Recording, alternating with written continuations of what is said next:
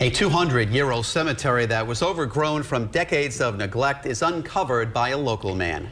When the state did not help, members of two families found a way to do it themselves. Eyewitness News reporter Walt Buteau has more of this week's Street Stories.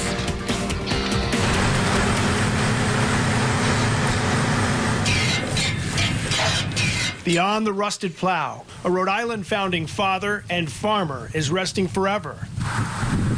But this is the after for once forgotten Cemetery Number 4. The state was called to help about a decade ago.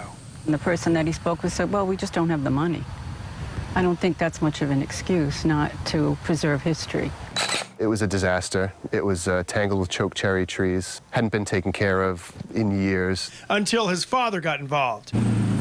After writing the grant to buy and preserve the land, Alan Smith went to work on the web of brush that covered the toppled tombstones and crumbling stone wall. Alan was tireless in his dedication to this cemetery and to our family. There are no portraits of her great ×5 grandfather, Pardon Gray. But around the time Gilbert Stuart was painting General Washington for the State House, Colonel Gray was feeding Washington's troops here.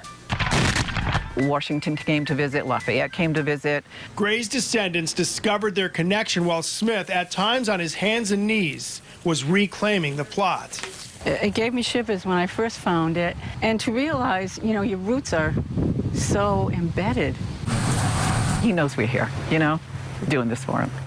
October 29, 1814. So now Gray's final resting place will be marked for Alan Smith, who passed away in February. His family tells us he never looked for this type of recognition as he was battling the briar.